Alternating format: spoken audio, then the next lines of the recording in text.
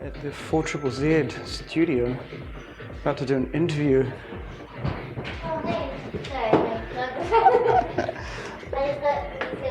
Oh, thank you. Do you need to put anything on the computer as far as like I don't they're know. going to be playing things? I have no idea. You have no What idea. Rohan has organised.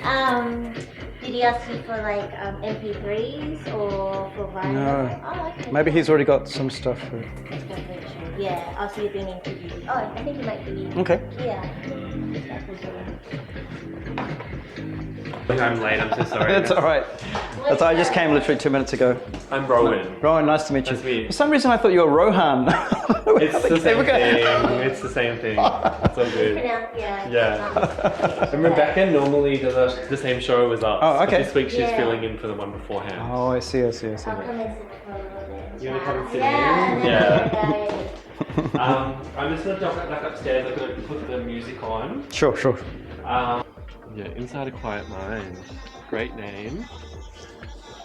Yeah, it's an interesting period of my life. I was getting interested in meditation and moving out of the whole techno scene, and this is kind of like the fruit of that transformational period. And then I just pretty much left techno altogether at that stage. After that, yeah.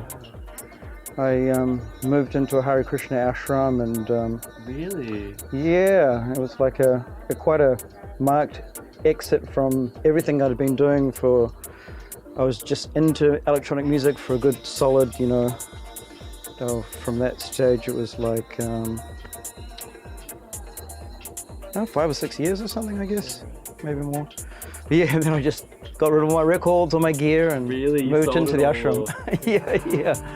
Yeah. So That's incredible.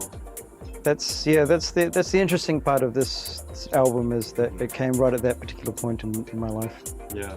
It sounds like it's quite a significant moment.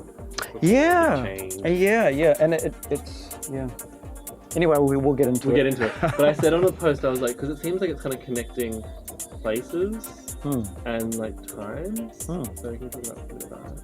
Yeah. Yes. That's good. That's a good point. And I'm gonna like bring myself down because I was just getting here late. Oh, okay. I'm fine. Yep. Get into it. It'll be all good. Cool. Need to like get into the quiet mind. Yes, right.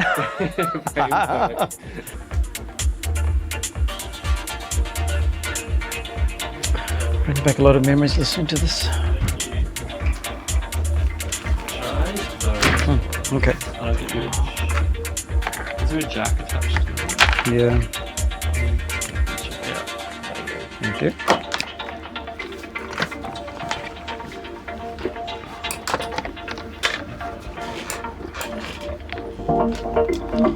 Good headphones are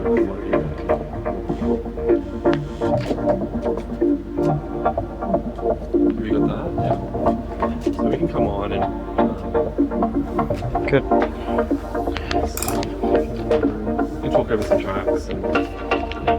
we can talk over some tracks. Okay.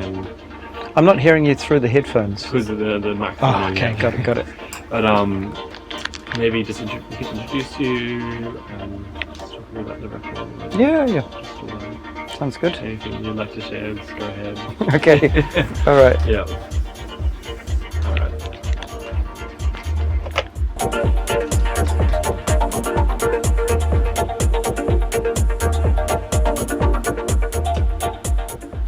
Hey guys, you're tuned to 4ZZZ 102.1 FM, and the show is Synaesthesia here at 10 till midnight every Saturday night.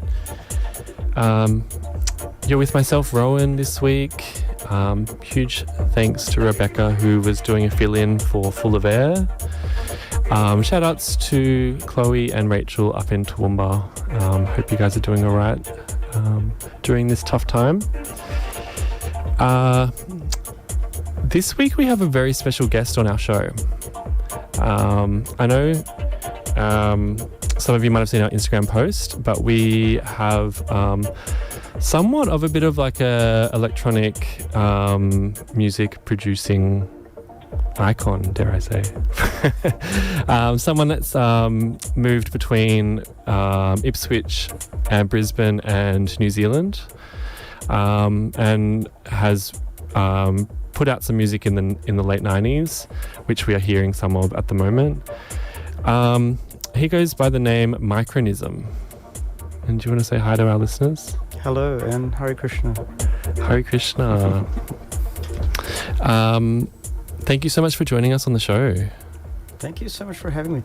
I want to ask, how did I end up here? Because all of a sudden you called me out of the blue and you said something to me about you heard this record somewhere, and then all of a sudden you contacted me. So how did that happen? I'm curious. You want to hear the story? Yes. Well, we had a guest on the show a few weeks ago, Sampology, who's he's a producer from here in Brisbane and a DJ. Right. He's just released a new album, so he came in to kind of play that, and he did a set here with the decks. And he pulled out of his vinyl bag this record, Inside a Quiet Mind, by Yourself. Interesting. And he was kind of telling me a little bit about it and how he believed that you lived in Brisbane. And one quick Google search away told me that you did, and I got in contact right then while I was sitting here in the studio that night. Yeah, that's fantastic. That's amazing. But it's hard to kind of put into context the significance of the album that we're playing at the moment. We're going to be featuring it for the next half an hour or more. Inside a Quiet Mind, it's what we're hearing at the moment. And you released this in 1996 through a New Zealand record label called Cog Transmissions. Very limited CD run back then, late 90s New Zealand record label. But from conversations I've had with people in Brisbane here about the album, even this evening, have spoken so highly of the record and the music that's been produced. I think it's of such a high quality. It's amazing to hear that coming from Brisbane / New Zealand. But yeah, it's just so incredible to see the kind of following that the record has, literally like more than 20 years later. It's really surprising for me. I would have. We did a small run, and at the peak, when the CD was released, that was the peak of this type of music in Auckland and New Zealand, Wellington, Christchurch. This sort of minimal techno style was like, internationally it was all the rage. It had come after the kind of rave scene, the sort of the cheesy kind of breakbeat rave type music. Too Unlimited, and I'm not sure if you're familiar with that. So this kind of era of techno, and then after which, at least in the Auckland scene, there started coming through this undercurrent of the minimal Detroit techno and the European stuff. Maurizio and Basic Channel, all of these kinds of labels were coming through, and this is before the internet, right? So you just had to turn up at the record store and as the records came in, see what were the new sounds, or the only way you could hear about these new releases was by perhaps reading some magazines that had come out.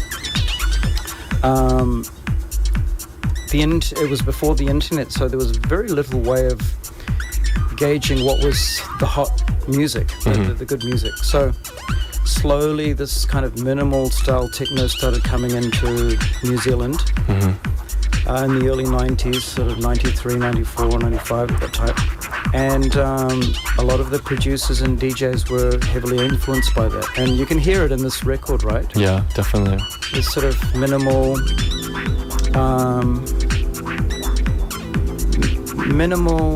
minimalistic techno, very sparse, very deep, not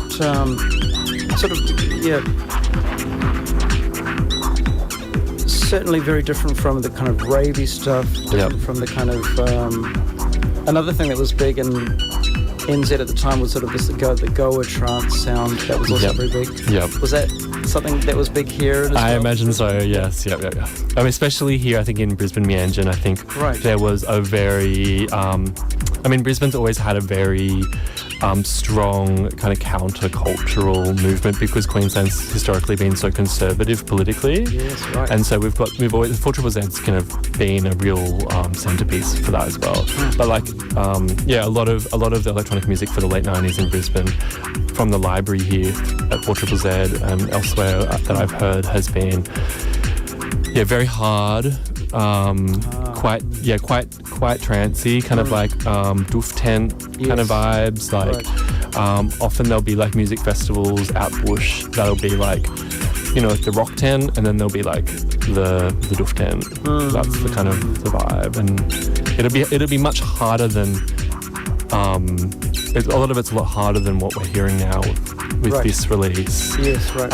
And kind of much less restrained, like much less minimal. So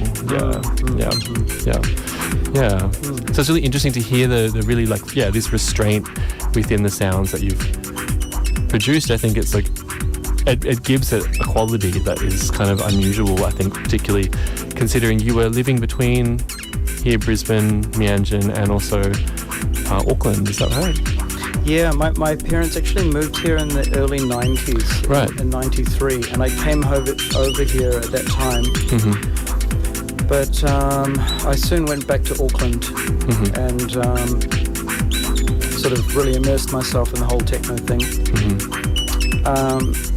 It's interesting. The album that I released before this was very different. Right. It was more hard edge techno, like 160, 170 BPM. Yeah, wow. A lot of distortion and. I'd love to hear it. It's very different. And the one after this one is kind of a little bit more similar to this, melodic and minimal. The techno scene at that time, when this album was released, it was kind of like that was the sound that was happening. So it's fascinating for me that now here we are 20 years later and people are becoming interested in it because so much happens in 20 years and so many electronic music genres. It's just exploded. There's so many. And yet people are returning to this kind of. I find it strange that people come back to this. Maybe it's because we can't find anything that we like better or something. I don't know. But it's something that I feel like I've since discovering it a few weeks ago. I've had conversations with various people and they've spoken so highly of the record. And a lot of vinyl collectors and DJs and stuff that I've spoken to also have it in their regular rotation around Brisbane. So there you go. How does it make you feel hearing that? Well, it's surprising. It's certainly surprising. Like I thought it was just destined for, the sale bins of Auckland and elsewhere. It's like you wouldn't expect so much interest. I have one theory about perhaps why there would be interest in it.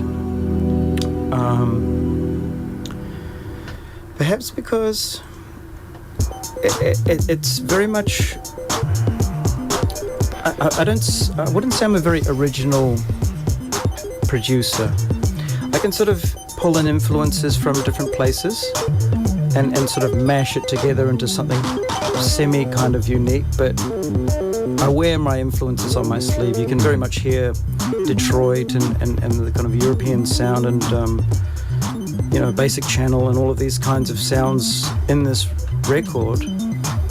And I think I'm just good at just sort of taking influences and producing something that kind of sounds like that era.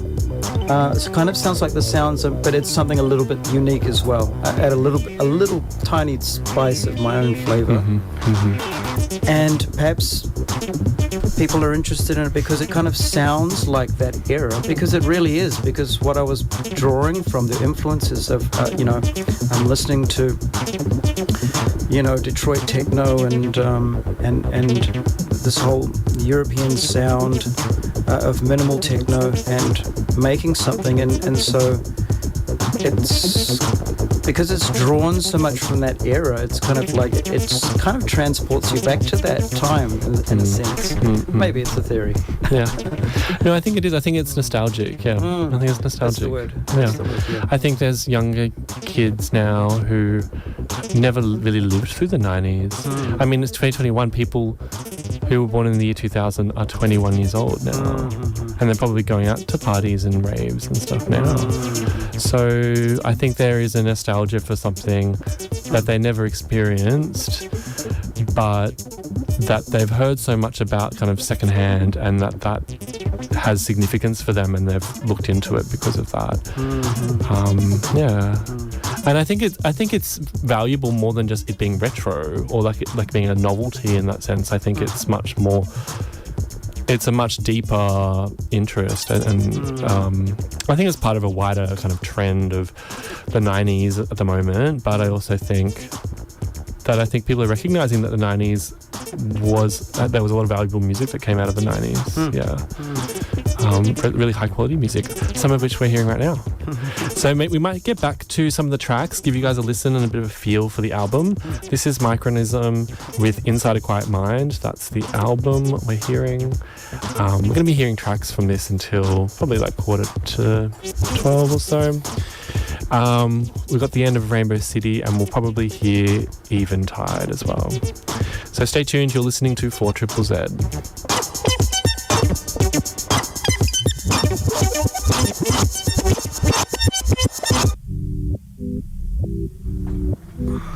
Hi guys, you're tuned to 4ZZZ 102.1 FM.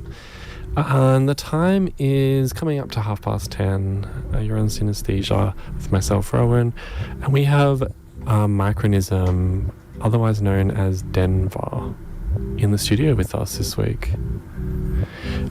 We just heard a couple of tracks off the album that we are focusing on this week, Inside a Quiet Mind, released back in the late 90s on COG Transmissions. You had a bit of a story about why the album's called Inside a Quiet Mind. Do you want to tell us a bit about that?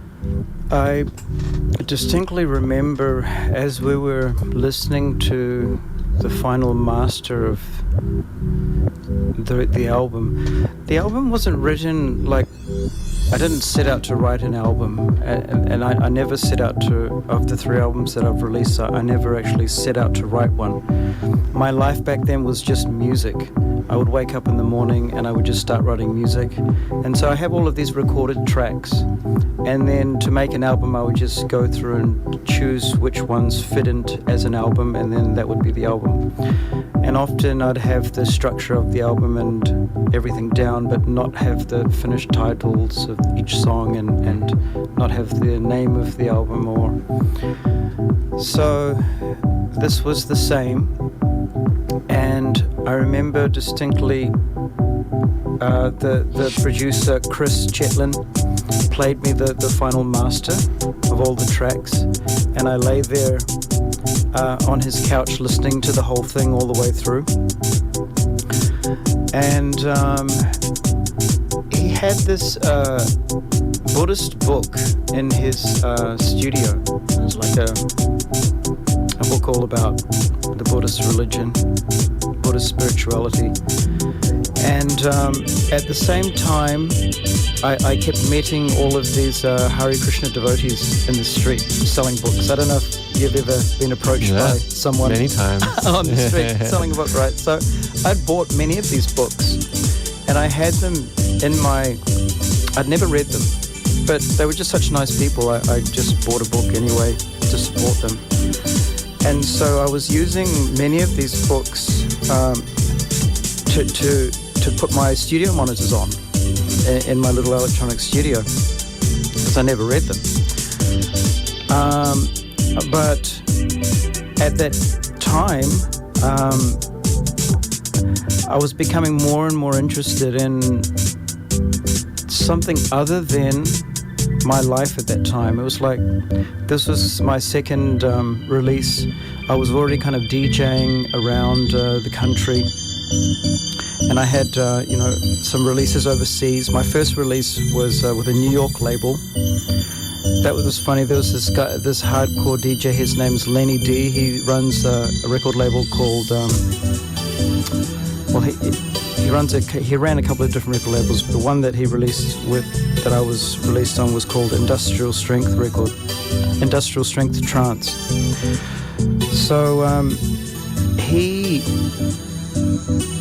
came to one club one night and one of the DJs played one of my tracks and he says, I want to release this track. So that was my first record deal with this DJ from New York.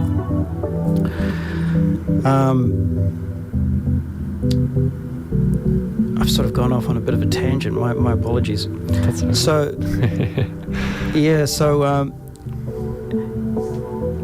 at the time, it was like music was my life, and I was doing lots of DJing, and I was producing lots of music, and going to lots of parties, dance parties, and it was just like that kind of lifestyle, and it was coming to a point where I was thinking, well, what else is there actually?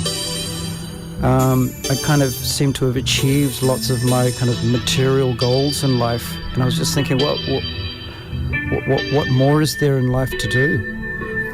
If I've achieved everything that I've kind of could have hoped for in terms of material things, it's like, well, what more is there left to kind of strive for? That's what I was kind of. Yeah. So anyway, meditation was becoming this something new that I was becoming more and more interested in. And so the title of the album, Inside a Quiet Mind, was kind of related to the Buddhist spirituality, but also my interactions with the Hare Krishna devotees. Yeah, right. And so, yeah, many of the titles on the album are very much related to kind of my foray into this kind of lifestyle, like a lifestyle of meditation and getting away from dance parties and drugs and stuff like that. Mm-hmm. And the album, in some sense, tells a kind of a story like that. This track is an interesting track. There was a DJ, his name's Richie Horton. He came to New Zealand, and at one dance party I had this track playing, and he came to me and said, I want to release this track. But unfortunately nothing came of it. We kind of lost contact, which is a shame. I would have loved to have released something with Richie Horton. He's sort of like one of just such an amazing producer. But so yeah, Inside a Quiet Mind, it was the beginning of a transformational time in my life where I was actually becoming a Hare Krishna devotee. I didn't really realize it at the time, but I was becoming more and more interested in meditation, but particularly this Hare Krishna form of spirituality. And soon after I released this album, I just left the techno scene altogether. Mm-hmm. And I sold all of my records. I gave most of them away. My friends were like, what? They were saying kind of like, I don't know why, you're giving your stuff away, but anyway, we'll take them. Yep.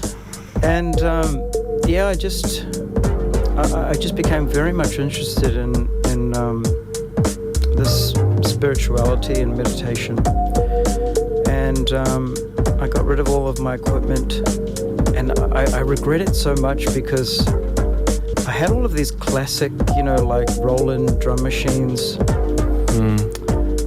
that I sold for like, $100, $200 to people. And recently I connected with an old friend who bought a Roland 808, which I had, and he said he paid $5,000 for it. Yeah, like, oh my literally. God, why did I sell it? Yeah. I would have had like a down payment on a house Yeah. if I'd held on to all of that sort of old analog equipment. Anyway, living. It's all come back now. Yes, exactly. Because people are trying to make the sounds that people made back then. They want that authenticity. Right. Yeah. Wow. So this album really represents such a transitional, transformative moment in your life, really, by the sounds. I mean, you released one album again after this one. Yes. And then it was kind of like a completely different path. Yeah, the album that came after this was just stuff that I'd already recorded. Right. And the label, they were from New York, it's a label called Stature. They wanted to release some music, so I had some tracks that I'd already recorded. Mm-hmm. Because at that stage I'd moved into an ashram. So in the Hare Krishna ashram, I didn't have any of my, it was a very minimalistic lifestyle. Mm-hmm. Yeah. And the focus was, just on meditation and studying sort of ancient Vedic scriptures and chanting a lot. Mm-hmm. And I think all of my kind of musical yearnings, because I was interested in music since very young. I played the guitar when I was 10, and I was in metal bands when I was a teenager, and then got into electronic music. Yeah. So after electronic music, my kind of musical yearnings was just pushed into Hare Krishna chanting, which to me it's kind of like the ultimate form of trance music. Like literally trance music. Yeah. It's this connection of mantra, of music and meditation, and you put them all together, and you can very quickly get into a state that everyone goes to a dance party to get into this state of ecstasy, right? Mm-hmm. You're in this room dancing with people. There's this sense of community around you, and with music has this sort of elevating kind of effect on you. You have all the people around you, and you kind of, your consciousness goes from the mundane into, it's like a sort of a higher type of experience where you feel very much at one with everyone around you. That's what we go to dance parties for, is to experience this sort of higher consciousness experience. Yeah. So for me, that whole experience I could encapsulate in the chanting of Hare Krishna and mantras and that type of trance music. Yeah, it seems very linked for you. Yeah. Wow. Yeah. That makes a lot of sense. We might get back to some of the music to give everyone more of an idea of like what we're talking about here. I can definitely see also hearing you speak like the connection between like kind of like a minimalist lifestyle of like, and then this kind of like almost like minimalist music. It seems quite restrained. A lot of it, I've said before, deep house, glitch and techno influences. But potentially there's some links there too. We'll be back in a moment. You're listening to Synaesthesia on 4ZZZ. Stay tuned.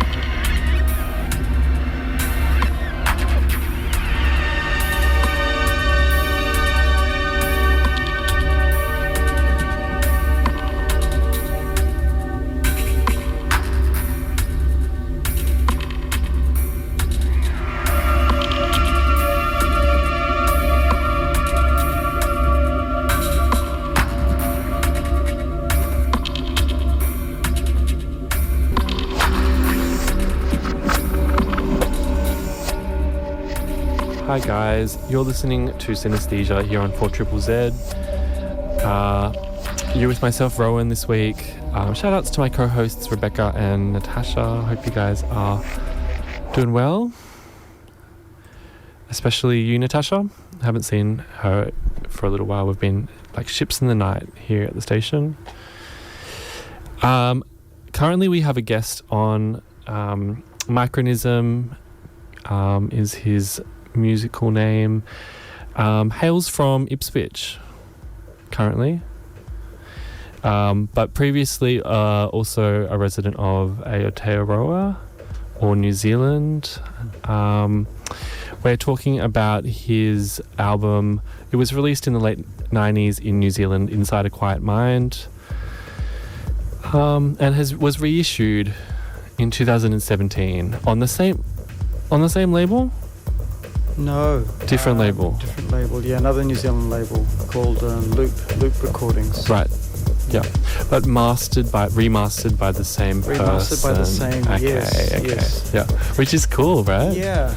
We were really good friends with them. They had a studio that they had put together with all of their student loan money.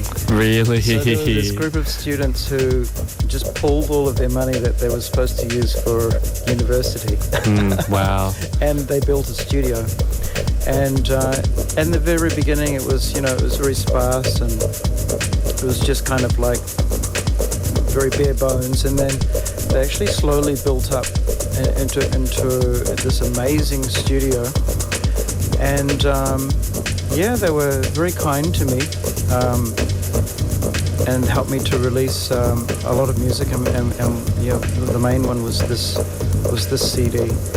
And remained friends with them for a long time until I left New Zealand.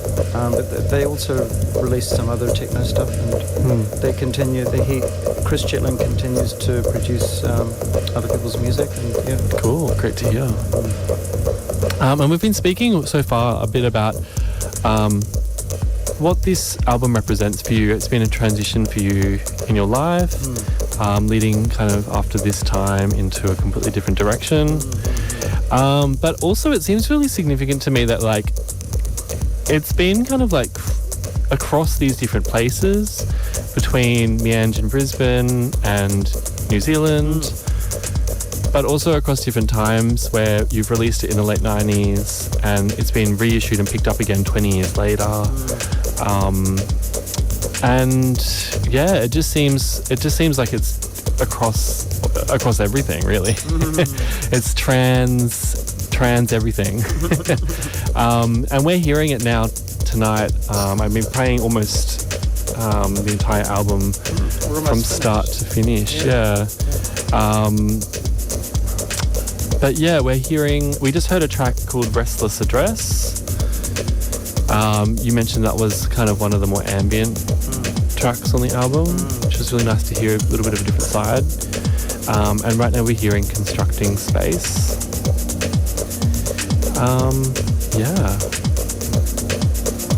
It's been really, really great to like listen to the whole album in this context. I hope our listeners are enjoying it too. I just noticed your list of gear. There's a very long list of hardware that you have used to produce the sounds. It was before sort of computer sequences were the mainstay. Before Ableton and all those everything was hardware based. I had a very primitive studio. I was a bedroom producer, and I'd live in flats with other people, and my room was just full of gear, and then in one small corner I'd have my bed. And electronic music was really my life. We were talking about this before, just off air, about how young people, they derive so much of their meaning in life from music, and that was certainly the case for me. Just living for the next new sound or the next new record, or at that time, and even now, genres are being created. I find that fascinating how a genre gets created. Like, for instance, before drum and bass was drum and bass. was like, it was called something else, maybe breakbeat or something. But at one certain point in time, there's a particular sound. It's like either a percussive sound or like a melodic type arrangement. And then a name sticks to that, and that becomes a genre. And then from that time, if you create a piece of music with that particular rhythmic structure, it becomes this. So it's amazing how these genres kind of form themselves. It's like someone just stumbles over a particular sound in the studio, and then it's like all of a sudden that record starts a whole genre. Yeah. It's a fascinating phenomenon. It really is. And you were saying that maybe because all of the young people nowadays, they have access to all of these types of music all the time. That it almost becomes like part of an identity. Oh yes, right. Yeah. I think you're saying something a little bit like that. Yeah. Well, yeah, but being a young person deriving so much meaning from music, like we were saying, that can be a disaster. Like if you're listening to some crappy music who's talking about some nonsense, right? Which is kind of why I I think got into techno in the first place. It was like being at a techno or trance party. It was certainly like far away from commercial radio. The experience of listening to commercial radio, it's like it was a spiritual experience, isn't it?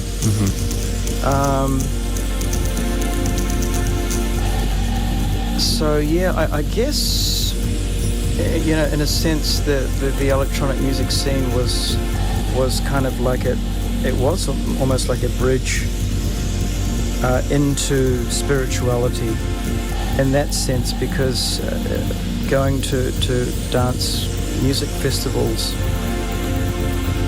it's closer to a spiritual experience than going to a rock concert or something, or like definitely. A pop concert or something like that, right? Definitely.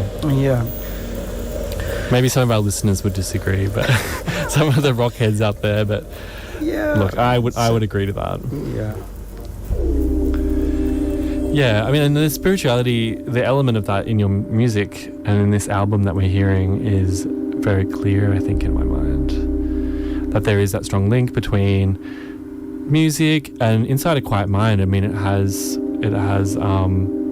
like very like, yeah, like transcendental implications. Yeah. Well, that's something that I came to learn in the philosophy of the Vedic tradition. This idea that we are, although we have this experience of our senses and our mind, right, and the external world, actually beyond that we are the thing that's experiencing those inputs. So you can call it the soul or spirit or whatever kind of language you want to give to it. We all have this experience that we're the witnesses of the sensual inputs from the world, and we're the witnesses of the mind, the thoughts that come up in the mind, like words on a screen.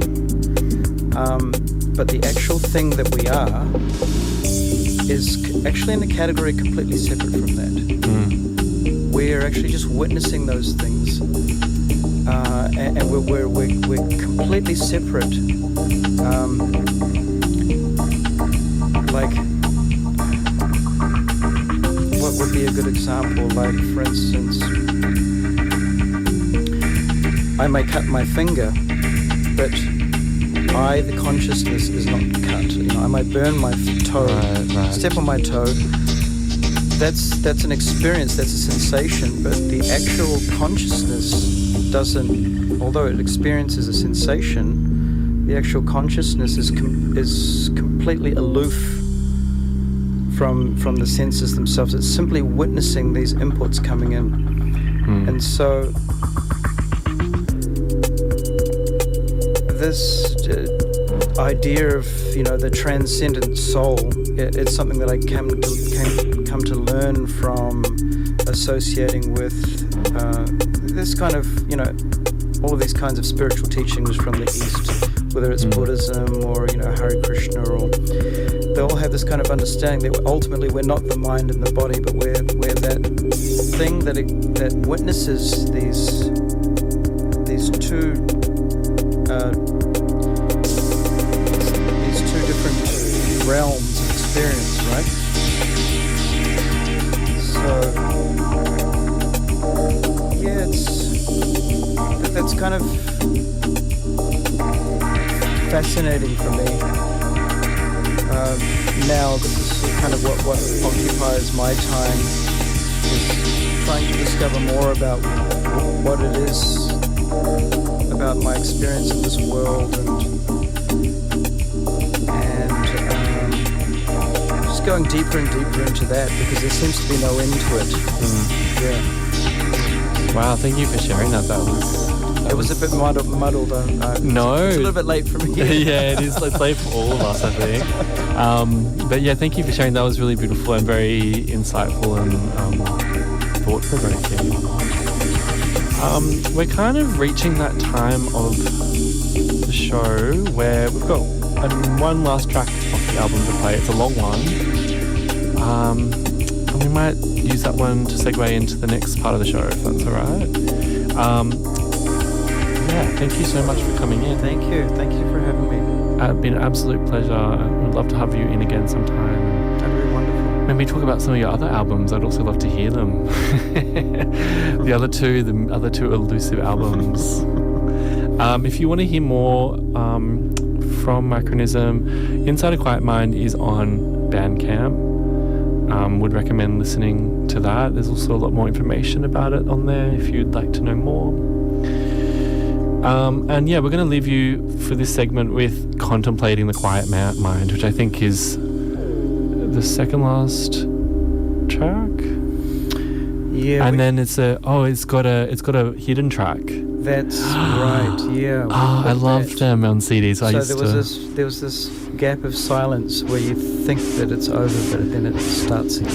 I loved that in the 90s when I had CDs and I put them in the CD player, and you just keep it on and maybe there's something more. Yeah. That's so cool. All right, well, we'll listen to the gap of silence after this track, and then you'll hear the final track, Steps to Recovery. Thank you so much for joining us. Thank you so much for having me. Absolutely. The next hour or so, I've put together a bit of a mix of Australian and local drum and bass music that I've been getting into. So you want to stay tuned for that. You're listening to Synaesthesia here on 4ZZZ.